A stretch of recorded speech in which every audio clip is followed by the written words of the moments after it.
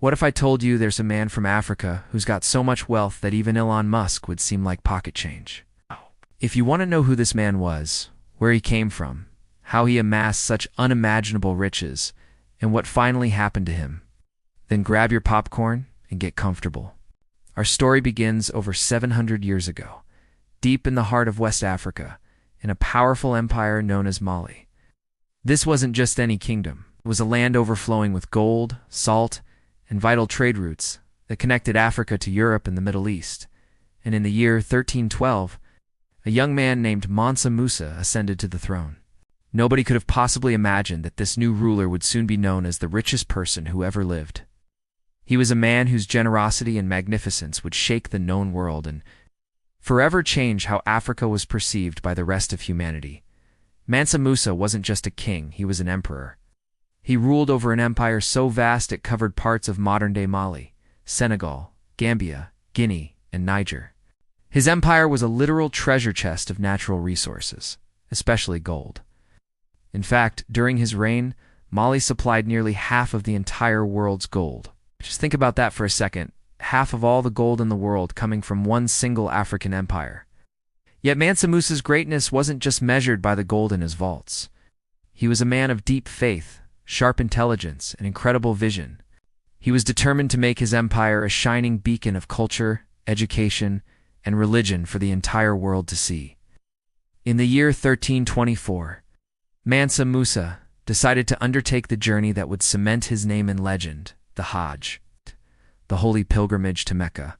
While this was a sacred duty for all Muslims, for Musa, it was so much more.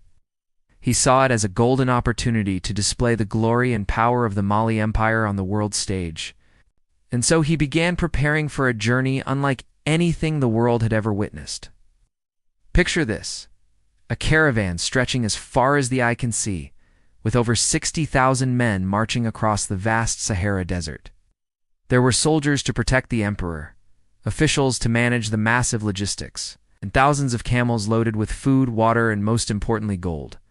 Some historical accounts say that each camel carried up to 300 pounds of pure gold dust.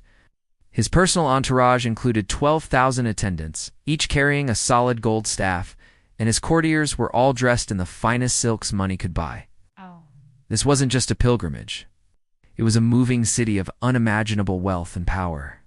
When Mansa Musa and his incredible procession arrived in Cairo, Egypt, the people could hardly believe their eyes. He spent and gave away gold so freely that he single-handedly crashed the local economy.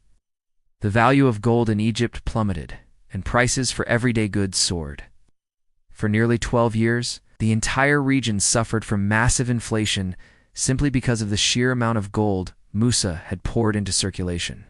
Historians tell us he was so generous that he funded the construction of a new mosque every Friday, gave gold to the poor in every city he passed, and left lavish gifts for the local rulers. News of his staggering wealth spread like wildfire across the Mediterranean and into Europe. For the first time, European mapmakers began to mark the Mali Empire on their maps, often drawing a picture of an African king sitting on a throne, holding a massive golden nugget, a symbol of Africa's endless riches. But Mansa Musa's pilgrimage was not just a display of wealth, it was also a quest for knowledge. Along his journey, he met with scholars, architects, and artists from all across the Islamic world.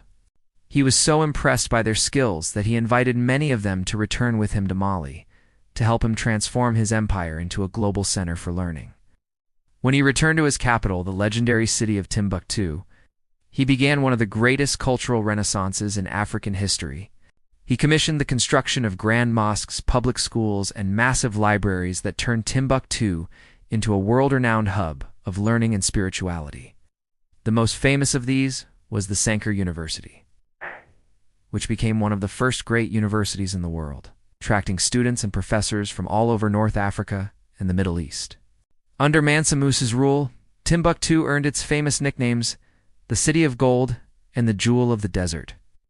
It was a place where scholars debated philosophy, astronomy, and law. Books were considered so precious that they were often traded for their weight in gold. Mansa Musa proved to the world that Africa was not some land of darkness or poverty, as later colonial narratives would claim, but a continent of brilliance, knowledge, and immense power. His empire thrived on trade, intellect, and diplomacy. He established trade routes that connected West Africa to the rest of the known world, solidifying Mali as one of the greatest civilizations of the Middle Ages. However, as with all great empires, time brings inevitable change. After Mansa Musa's death around the year 1337, his successors struggled to maintain the same level of prosperity and unity he had established. Gradually, the empire began to weaken, plagued by internal conflicts and invasions from rival powers. Yet the legacy of Mansa Musa continued to shine brightly through the centuries. His incredible story was recorded in the detailed chronicles of Arab historians and immortalized on European maps.